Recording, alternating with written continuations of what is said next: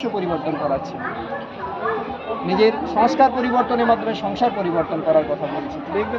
সেই রাজযোগের শিক্ষা আমাদেরকে দিচ্ছে। আর এখানে যে রাজযোগ প্র্যাকটিস করলে আমাদের প্রাপ্তি কী হবে? জীবনে চলতে গেলে শক্তির প্রয়োজন আছে। মা দুর্গা 10 হাত দেখানো, অ্যাকচুয়ালি দুটোই হাত। 8টা হাত হচ্ছে 8টা শক্তির পরিচয়। হ্যাঁ, গুটিয়ে ফেলার শক্তি, বিস্তারকে সংকীর্ণ করার শক্তি, সহ্য করার শক্তি, অন্তর্লীন করার শক্তি, পরখ করার শক্তি, নির্ণয় করার শক্তি। জীবনে ডিসিশন নেওয়া অনেক বড় শক্তি প্রয়োজন। সঠিক সময়ে সঠিক ডিসিশন নেওয়া একটা শক্তি প্রয়োজন, যার মধ্যে সেই শক্তি নেই সে ডিসিশন নিতে পারে। তাই যত আমরা নিজেকে আত্মনিশ্চয় করে পরমাত্মাকে স্মরণ করবো, তত আমাদের এই শক্তি বৃদ্ধি পাবে। আর সেই শক্তির আধারেই আমাদের মধ্যে যে খারাপ জিনিসগুলো আছে তার দমন।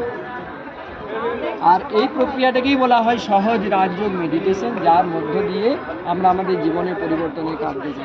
মানে যেহেতু পরমাত্মা এসে এই জ্ঞান দিচ্ছেন, সেই জ্ঞান শোনার আগেই তার জন্য 7 ডেজ কোর্স করানো হয়। কারণ যিনি এই জ্ঞানটা দিচ্ছেন, তিনি যে সত্যি ভগবান এসে জ্ঞানটা দিচ্ছেন, তার প্রতি নিশ্চয় হতে গেলে আমাকে আগে তার পরিচয় জানতে হবে, তার সঙ্গে আমার কানেকশন জানতে হবে। এবং এই 7 দিনের যে কোর্স, সেই কোর্সটা আপনি যে কোনো মানে ব্রহ্মাকুমারী সেন্টার, হ্যাঁ, সেখানে গেলে সকাল 6টা থেকে 10টা, বিকেল 4টে থেকে 8টার মধ্যে 1 ঘন্টা হাতে সময় নিয়ে গেলে সম্পূর্ণ বিনামূল্যেই সহজ রাজযোগ শিখে নিতে পারে। এবং 7 রোজ শেখার পরে সে এবারে মাঝে মাঝেও যেতে পারে, ঘরেও ফলো করতে পারে। হ্যাঁ, কিন্তু 7 রোজ যখন জেনে যাবে, কারণ কি অ্যাকচুয়ালি তো প্রয়োজন আমার সেই সত্য পরিচয় পরমাত্মা, তার প্রতি নিশ্চয় হয়ে গেলে আমি তো সে সবসময় নিরাকার, তো আর এমনি নয় কোনো জায়গায় বসে আছে, কোনো সেন্টারে বসে আছে। তিনি আমার পিতা, মানে আমি যখন তাকে হৃদয় দিয়ে ডাকবো, সে অটোমেটিক্যালি আমাকে কোনো না কোনোভাবে সহযোগ দেবে। কিন্তু সহযোগ কখন পাবে?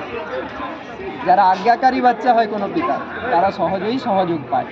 কিন্তু যারা আজ্ঞাকারী নয়, তারা তো সেই সহযোগ পাবে না। তার জন্য তার শ্রীমতে আমাকে চলতে হবে। তিনি এসে যা কিছু বলছেন, কেমন করে চলতে হবে, কেমন করে সকাল থেকে রাত পর্যন্ত কীভাবে কী করতে হবে, তিনি প্রত্যেকটির মত দিয়ে দিয়েছেন। সেই অনুযায়ী সেই পায়ে পায়ে শুধু কদম রাখা শুধু, তাহলেই জীবনে সেই সুখ শান্তিকে আমি অনুভব করতে পারি। আসুন আপনারা সেই রাজযোগ শিখুন, কারণ এই সৃষ্টি পরিবর্তন কোনো একার কর্তব্য নয়। পরমাত্মাও বলছেন আমি একার দ্বারা এটা করতে পারবো না, আমার প্রত্যেকটি সন্তানের উঙ্গলি দরকার। ওই জন্য গোবর্ধন পর্বত দেখানো হয়েছে না, শ্রীকৃষ্ণ